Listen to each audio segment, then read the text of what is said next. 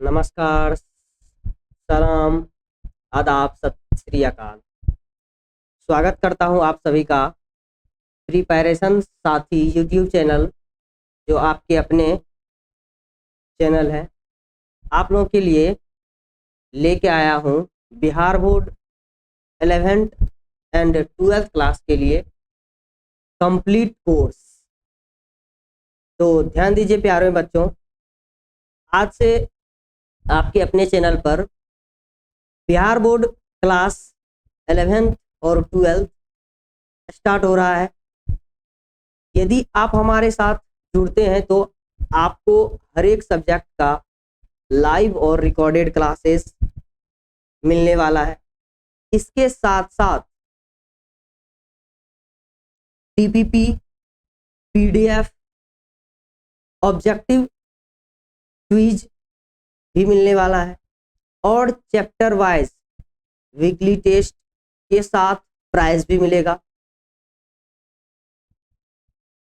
और अधिक जानकारी चाहते हैं, इससे अधिक जानकारी आपको चाहिए यदि हमारे चैनल के बारे में, तो आप हमारे नीचे दिए गए नंबर पे कांटेक्ट कर सकते हैं और विशेष जानकारी ले सकते हैं। तो चलिए बिना समय गवाए हुए आज हम शुरू करते हैं 11th क्लास का जो टॉपिक है उसको स्टार्ट करते हैं, जो हमारा रहने वाला है रिस्पायरेशन।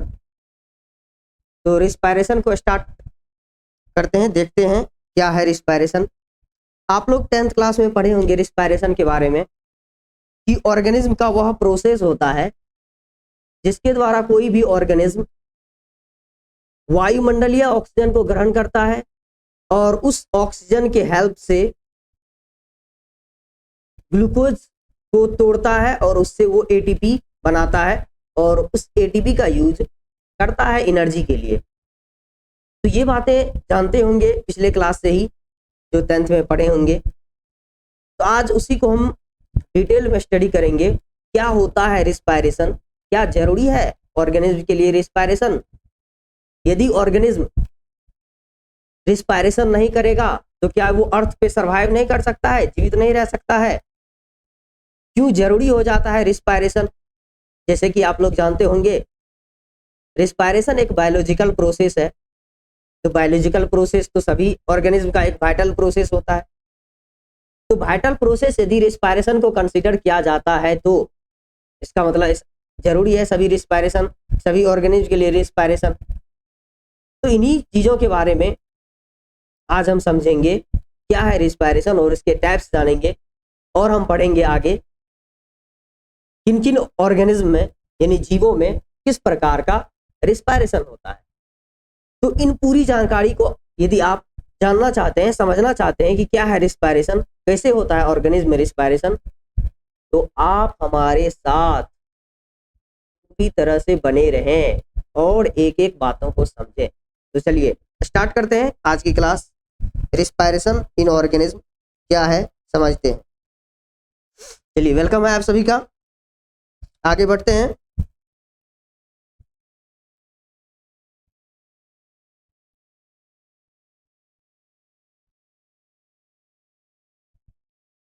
तो आप हमारे चैनल को लाइक और सब्सक्राइब करना ना भूलें।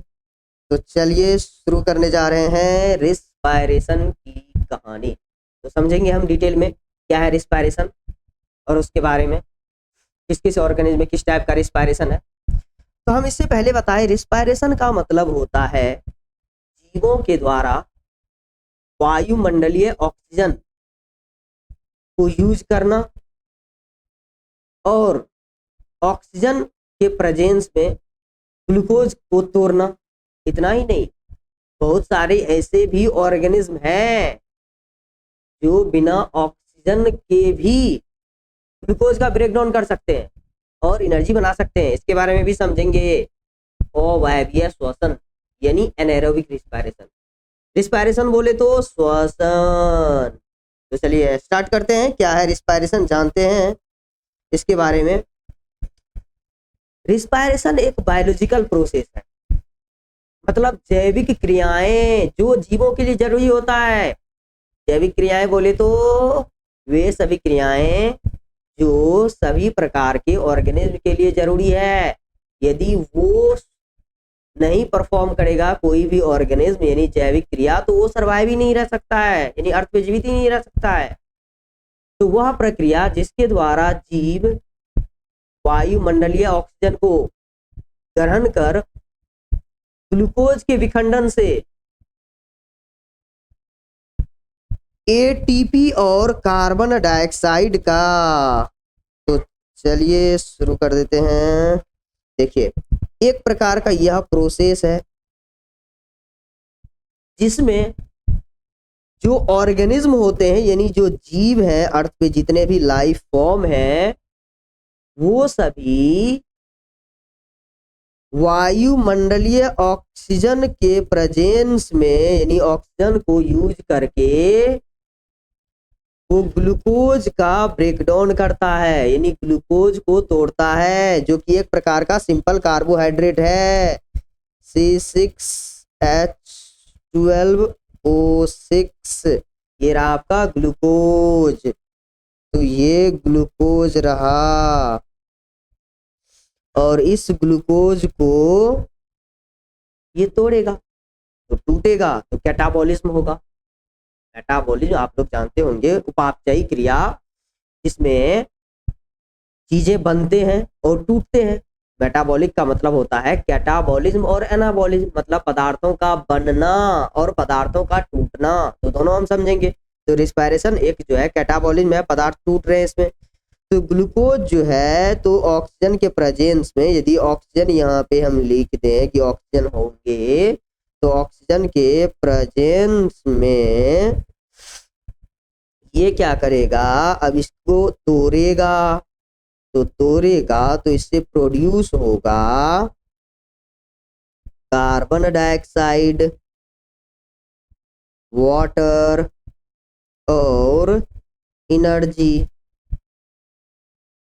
प्रोड्यूस होंगे एटीपी के फॉर्म में, एडिनोसिन ट्राइफॉस्फेट।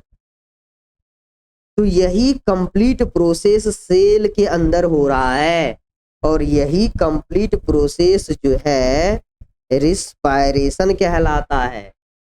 तो ऑर्गेनिज्म में ऑर्गेनिज्म जो होते हैं वो ऑक्सीजन के प्रेजेंस में ग्लूकोज को तोड़ता है और ग्लूकोज जब टूटता है तो उससे एटीपी, जिसको हम एनर्जी करेंसी यानी ऊर्जा का सिक्का या क्वाइन भी कहते हैं, तो एटीपी का बनना ही रिस्पायरेशन कहलाता है। इसके साथ साथ यहाँ पे कार्बन डाइऑक्साइड भी बन रहा है, जिसको हम एक्सहेल करते हैं बाहर, यानी कि छोड़ते हैं, और कुछ अमाउंट में वाटर यानी जल भी बन रहा है। तो वह प्रक्रिया जिसके द्वारा जीव वायुमंडलीय ऑक्सीजन को ग्रहण कर ग्लूकोज के विखंडन से एटीपी तथा कार्बन डाइऑक्साइड का निर्माण करता है, यही तो कहलाता है रिस्पायरेशन। यही प्रोसेस हुआ रिस्पायरेशन। तो ये प्रोसेस सभी सेल में हो रहा है, क्योंकि ये बायोलॉजिकल प्रोसेस है। यहाँ हम लिख दे रहे हैं बायोलॉजिकल प्रोसेस। रिस्पायरेशन एक बायोलॉजिकल प्रोसेस है, ये जीवों में होना जरूरी है। इसी को वाइटल प्रोसेस भी कहते हैं। तो सभी जीवों में होने वाला ये एक प्रोसेस हो गया।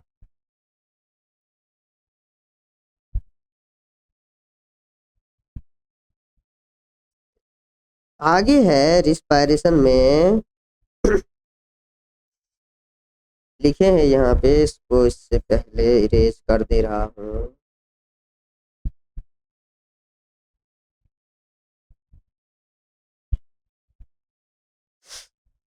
देखिए आगे लिखे हुए हैं रिस्पायरेशन एक कैटाबॉलिक प्रोसेस है। अब इसको समझते हैं कैटाबॉलिक क्या होता है। अभी जैसे आप लोगों को हम बताए कि मेटाबॉलिज्म का मतलब होता है दो प्रोसेस इसमें, एक कैटाबॉलिज्म है, एक जो है एनाबॉलिज्म है। कैटाबॉलिज्म का मतलब होता है पदार्थों का टूटना। जैसे ग्लूकोज एक कॉम्प्लेक्स सब्सटेंस है, वो टूट करके सिंपल कंपोनेंट बना रहा है, तो ग्लूकोज यदि टूटेगा तो उससे जो है बनेगा एटीपी। तो एटीपी बनने की जो प्रक्रिया है ग्लूकोज से, तो ग्लूकोज एक कॉम्प्लेक्स मॉलिक्यूल हुआ और एटीपी जो है सिंपल उस ग्लूकोज के कंपेयर में सिंपल मॉलिक्यूल है। तो यही कहलाता है कैटाबॉलिज्म। तो कैटाबॉलिज्म जो है यानी रिस्पायरेशन, तो हम कह सकते हैं कि रिस्पायरेशन एक प्रकार का कैटाबॉलिज्म प्रोसेस है जो कि मेटाबॉलिज्म में आता है। तो मेटाबॉलिज्म जो है दो टाइप के होते हैं। मेटाबॉलिज्म, एक सेकेंड,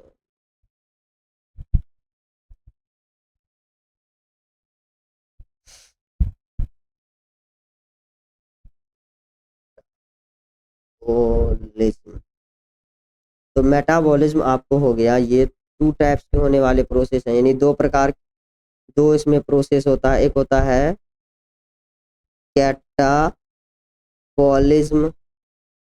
जिसमें पदार्थ टूटता है, और दूसरा होता है एनाबॉलिज्म जिसमें पदार्थ बनता है। सिंपल सब्सटेंस से जो कॉम्प्लेक्स होते हैं वो बनेंगे, तो ये प्रोसेस कहलाता है मेटाबॉलिज्म। तो रिस्पायरेशन यदि आपको पूछा जाए कि रिस्पायरेशन जो है मेटाबॉलिज्म में किस प्रकार का प्रोसेस है, तो आपको सीधे बताना है कि रिस्पायरेशन एक प्रकार का कैटाबॉलिज्म है, क्योंकि यहाँ पे ग्लूकोज के टूटने से एटीपी का फॉर्मेशन हो रहा है, तो एटीपी का निर्माण हो रहा है, इसीलिए इसको जो है हम कैटाबॉलिज्म प्रोसेस कह रहे हैं। तो रिस्पायरेशन एक कैटाबॉलिज्म प्रोसेस हुआ क्योंकि इसमें पदार्थ जो है टूट रहे हैं, पदार्थ का डिस्ट्रक्शन हो रहा है, इसीलिए इसको जो है कैटाबॉलिज्म कहा जाता है। इसके बाद आगे हम देखते हैं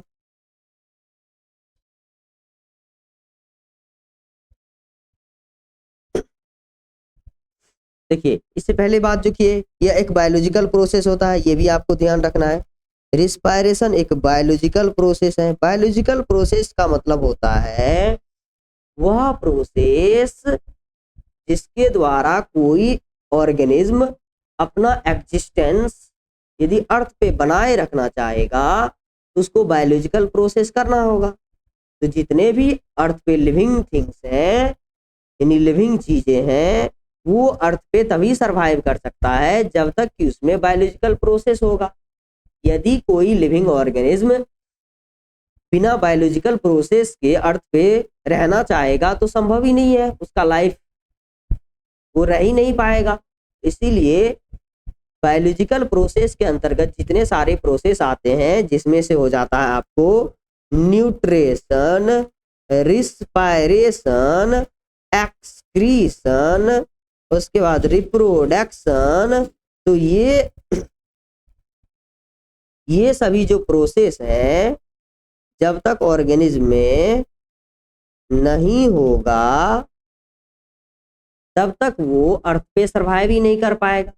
अब यदि हम बात करते हैं तो रिप्रोडक्शन की, तो रिप्रोडक्शन अकेला ये एक ऐसा प्रोसेस है जो एक ऑर्गेनिज्म को अर्थ पे जीवित रहने के लिए उतने ज्यादा इंपॉर्टेंट नहीं होता है। वो बिना कोई एक ऑर्गेनिज्म है वो यदि रिप्रोड्यूस करना चाहेंगे तो वो बिना रिप्रोडक्शन के भी जीवित रह सकते हैं, लेकिन उसका जो नेक्स्ट जनरेशन होगा यानी इसके बाद के जो ऑर्गेनिज्म होंगे, यदि वो अर्थ पे आना चाहेगा तो विदाउट रिप्रोडक्शन के आ ही नहीं सकते हैं, क्योंकि ऑर्गेनिज्म रिप्रोड्यूस नहीं करेंगे तो उसके बाद जो आने वाले जीव हैं वो अर्थ पे कैसे आएंगे। इसीलिए रिप्रोडक्शन को भी बायोलॉजिकल प्रोसेस के अंदर कंसीडर किया गया है। समझे बच्चों, ये समझ ध्यान देना है कि किसी एक ऑर्गेनिज्म के लिए बायोलॉजिकल प्रोसेस उतने ज्यादा इंपॉर्टेंट नहीं है कि जितना ये तीन है, यानी पोषण, श्वसन, उत्सर्जन। उसके साथ साथ जो प्रजनन है, रिप्रोडक्शन है, ये उतने ज्यादा किसी एक ऑर्गेनिज्म के लिए इंपॉर्टेंट नहीं हो पाता है, लेकिन वो यदि अपने कंटिन्यूटी यानी अपने पॉपुलेशन को अर्थ पे मेंटेन रखना चाहेगा तो वो तभी हो सकता है जब तक कि यानी जबकि अर्थ पे वो जो ऑर्गेनिज्म है अकेला वो रिप्रोड्यूस करेगा, चाहे वो एसेक्सुअली रिप्रोड्यूस करे या सेक्सुअली रिप्रोड्यूस करे, तो किसी न किसी टाइप का यानी किसी न किसी मोड का रिप्रोडक्शन उसमें होना जरूरी है, तभी वो ऑर्गेनिज्म जो है अर्थ पे सरवाइव कर सकता है। इसीलिए बायोलॉजिकल प्रोसेस में ये सभी प्रोसेस आता है और उसमें से जो हम पढ़ रहे हैं वो हमारा टॉपिक है रिस्पायरेशन। तो किसी भी ऑर्गेनिज्म के लिए जो है रिस्पायरेशन होना जरूरी हो जाता है। अब हम आते हैं रिस्पायरेशन के टाइप्स पे, यानी रिस्पायरेशन कितने टाइप्स के होते हैं। जनरली रिस्पायरेशन जो है दो टाइप्स के होते हैं, यानी श्वसन दो प्रकार के होते हैं। श्वसन की यदि प्रकार की बात करें तो श्वसन जो है ऑक्सीजन के प्रेजेंस और एब्सेंस के आधार पे, यानी ऑक्सीजन के उपस्थिति और अनुपस्थिति के आधार पर दो प्रकार के होते हैं जी, यानी इसके टू टाइप्स है। कौन कौन, तभी हम बात कर लेते हैं कौन कौन दो दो प्रकार है। एक है हमारे पास अवायवीय श्वसन जिसको एनएरोबिक रिस्पायरेशन कहते हैं, और जो सेकेंड है हमारे पास वो है एरोबिक रिस्पायरेशन। तो एरोबिक रिस्पायरेशन, तो एनएरोबिक का मतलब होता है एन मतलब एन बोले तो विदाउट मतलब बिना ऑक्सीजन के। तो इसमें यानी एनारोबिक रिस्पायरेशन में बिना ऑक्सीजन के ही ऑर्गेनिज्म ग्लूकोज का ब्रेकडाउन करेगा, यानी तोड़ेगा ग्लूकोज को, और जब ग्लूकोज को तोड़ेगा तो यहाँ पे यानी एनारोबिक रिस्पायरेशन में ग्लूकोज के टूटने से बहुत कम मात्रा में यानी लेस अमाउंट में एनर्जी प्रोड्यूस होंगे, मतलब कम मात्रा में एनर्जी जो है यहाँ पे बनता है एनारोबिक रिस्पायरेशन में ग्लूकोज के टूटने से। दूसरा जो हमारा टाइप्स है वो है हमारे पास एरोबिक रिस्पायरेशन, यानी वायवीय श्वसन जिसको कहते हैं हिंदी में वायवीय श्वसन। तो एरोबिक रिस्पायरेशन से मतलब हुआ ऑक्सीजन के प्रेजेंस में, मतलब यहाँ पे ऑक्सीजन होगा तो ऑक्सीजन के प्रेजेंस में होने वाला जो रिस्पायरेशन है सिंपली उसको हम बोल सकते हैं वायवीय श्वसन यानी एरोबिक रिस्पायरेशन। और जो बिना ऑक्सीजन के प्रेजेंस में, मतलब जिसको ऑक्सीजन चाहिए ही नहीं और फिर भी वो ग्लूकोज को तोड़ करके एनर्जी बना ले रहा है, तो ऐसा रिस्पायरेशन कहलाता है एनारोबिक रिस्पायरेशन, जो ईस्ट में जनरली देखने को मिलता है। ईस्ट के बारे में आप लोग सुने होंगे। ईस्ट एक प्रकार का यूनिसेल्यूलर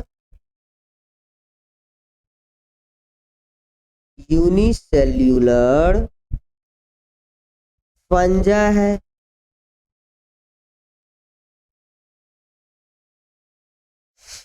ईस्ट जो है एक प्रकार के यूनिसेल्यूलर फंजा होते हैं। तो जो ईस्ट होते हैं वो ऑक्सीजन के एब्सेंस में ही ग्लूकोज को तोड़ करके बना देता है एटीपी, यानी इसमें भी जो है इसमें एटीपी का फॉर्मेशन ग्लूकोज के ब्रेकडाउन से तो होता ही होता है, लेकिन यहाँ पे ऑक्सीजन भाग नहीं लेता है, बिना ऑक्सीजन के ही ये एटीपी का फॉर्मेशन कर देता है। और बिना ऑक्सीजन के एटीपी का बनना यानी एडिनोसिन ट्राइफॉस्फेट का बनना ही कहलाता है एनारोबिक रिस्पायरेशन, जो कि जनरली ईस्ट में देखने को मिलता है। तो ईस्ट एक प्रकार का यूनिसेल्यूलर फंजाई होता है जिससे ऑक्सीजन के एब्सेंस में ग्लूकोज का जब ब्रेकडाउन होता है इसमें एटीपी तो बनता ही है, इसके साथ साथ इथेनॉल यानी इथाइल अल्कोहल का भी फॉर्मेशन होता है, जिसका यूज हम लोग करते हैं ब्रांडी, विस्की, रम बनाने के लिए। तो इथाइल अल्कोहल का बनना ईस्ट में ऑक्सीजन के एब्सेंस में, और इसके साथ साथ एटीपी का बनना, तो ग्लूकोज के हम सिंपली इसको बोल सकते हैं ग्लूकोज के टूटने से ऑक्सीजन के एब्सेंस में एटीपी और इथाइल अल्कोहल का बनना ही कहलाता है क्या? एनएरोबिक रिस्पायरेशन, बोले तो अवायवीय श्वसन।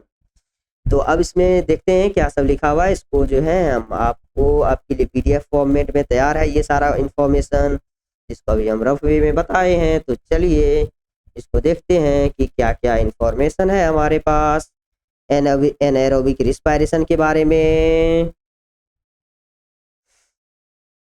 कंटिन्यू करते हैं आगे।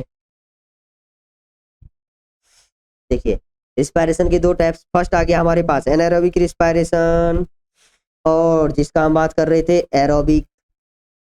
दूसरा है एरोबिक रिस्पायरेशन, और जिसके बारे में अभी हम पढ़ रहे थे वो हमारे पास है एनाएरोबिक रिस्पायरेशन, जिसको अवायवीय श्वसन के, दूसरा अवायवीय श्वसन।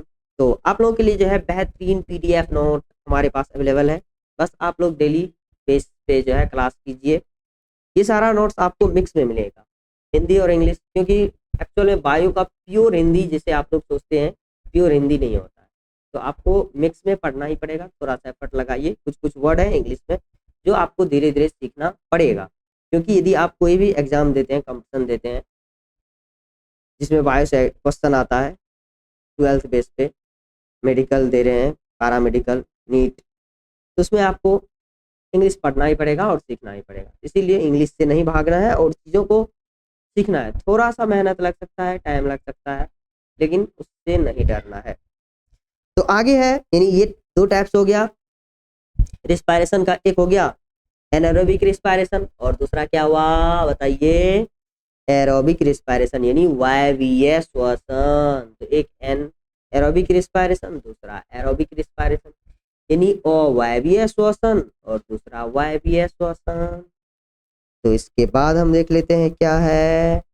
तो एनारोबिक रिस्पायरेशन के बारे में हम पढ़े ईस्ट में, तो पहले हमारा हेडिंग हो गया एनारोबिक रिस्पायरेशन यानी अवायवीय श्वसन। तो देखते हैं क्या है एनारोबिक रिस्पायरेशन। तो लिखे हैं एनारोबिक रिस्पायरेशन के बारे में। देखिए श्वसन की वह विधि यानी वह रिस्पायरेशन जिसमें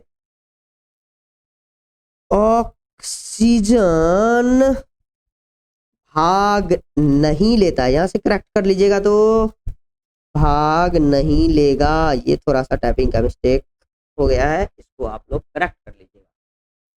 तो रिस्पायरेशन की वह विधि याद रखना है जिसमें ऑक्सीजन भाग नहीं ले, वो कहलाएगा एनएरोबिक रिस्पायरेशन। स्पष्ट बताए थे, पिछले वाला स्लाइड याद कीजिए, विदाउट यूजिंग ऑफ ऑक्सीजन, मतलब ये जिसमें ऑक्सीजन का यूज नहीं होगा वो कहलाएगा एनएरोबिक रिस्पायरेशन। तो वही लिखे हैं श्वसन की वह विधि जिसमें ऑक्सीजन भाग नहीं लेता है उसे एनएरोबिक रिस्पायरेशन कहते हैं। तो ये वर्ड ये आपको डिफाइन, सिंपल सा डिफिनेशन हो गया, इसको याद रखना है।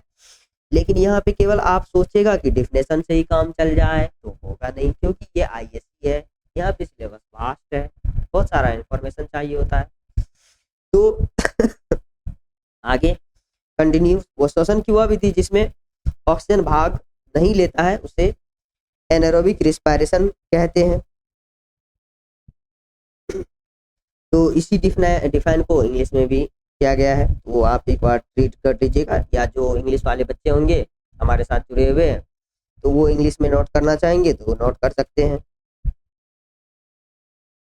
तो आगे देखिए एनारोबिक रिस्पायरेशन में लिखें कि एनारोबिक रिस्पायरेशन में ग्लूकोज का पार्शियल ब्रेकडाउन, इंपॉर्टेंट बात, ये नीट में क्वेश्चन आता है, ध्यान दीजिए कि एनारोबिक रिस्पायरेशन जो है इसमें ग्लूकोज का पार्शियली ब्रेकडाउन होता है। इसीलिए इससे पहले बताए थे आप लोग को कि इसमें ग्लूकोज के टूटने से यानी ऑक्सीजन के एब्सेंस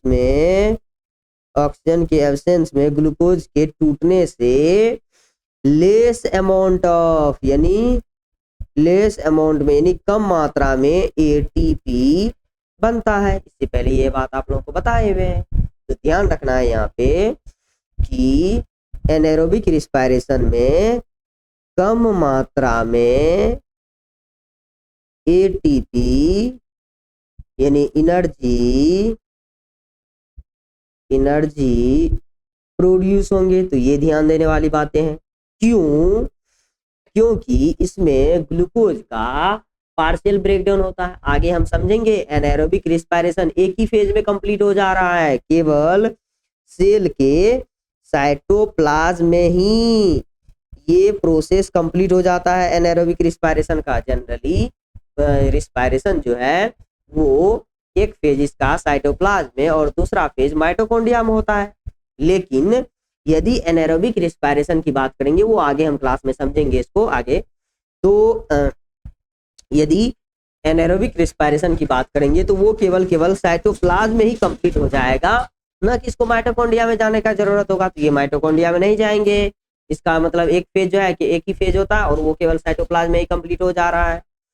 तो यदि एरोबिक रिस्पायरेशन पढ़ेंगे यानी वायवीय श्वसन पढ़ेंगे तो वो एक फेज में होगा ही नहीं होगा। तो उसको जो है साइटोप्लाज्म के अलावा उसमें पहले ग्लूकोज टूटेगा, पायरुवेट बनेगा और पायरुवेट बनने के बाद जो है वो फिर से माइटोकॉन्ड्रिया में जाएगा और माइटोकॉन्ड्रिया में फिर कंप्लीट ब्रेकडाउन ऑफ ग्लूकोज होगा, यानी जो पायरुवेट बना था उसका आगे ब्रेकडाउन होगा, तब जाकर के कंप्लीट रिस्पायरेशन होता है। रिस्पायरेशन का प्रोसेस कंप्लीट होता है, जो एरोबिक रिस्पायरेशन की बातें हैं। लेकिन यदि हम एनारोबिक रिस्पायरेशन की बात कर रहे हैं तो एनारोबिक रिस्पायरेशन में आप लोगों को ध्यान देना है कि इसमें ग्लूकोज का पार्शियली ब्रेकडाउन होता है, कंप्लीट नहीं ब्रेकडाउन होता है। ये बात ध्यान रखना है। तो यहाँ पे यदि पार्शियली ब्रेकडाउन हो रहा है ग्लूकोज का तो केवल साइटोप्लाज्म में ही ये कंप्लीट हो जा रहा है, साइटोप्लाज्म में ही ये पूरा कंप्लीट प्रोसेस हो जाता है रिस्पायरेशन का। तो आगे चलिए देखते हैं आगे क्या है। यही बात लिखे हैं इसमें कि ये प्रोसेस केवल साइटोप्लाज्म में ही जो है कंप्लीट हो जा रहा है।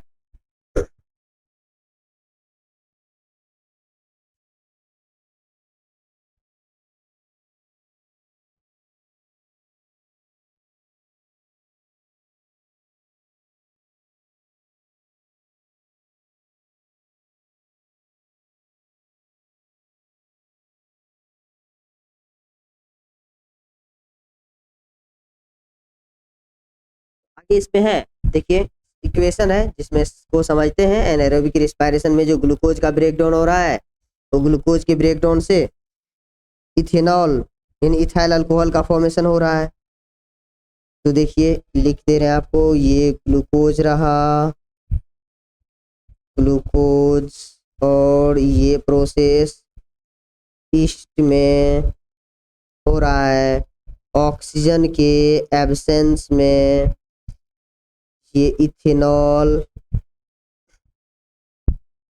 इसमें इथेनॉल का फॉर्मेशन हो रहा है। लिखे anaerobic respiration occurs in east, यानी ये प्रोसेस जो है ईस्ट में चल रहा है, इसमें इथेनॉल का फॉर्मेशन हो रहा है।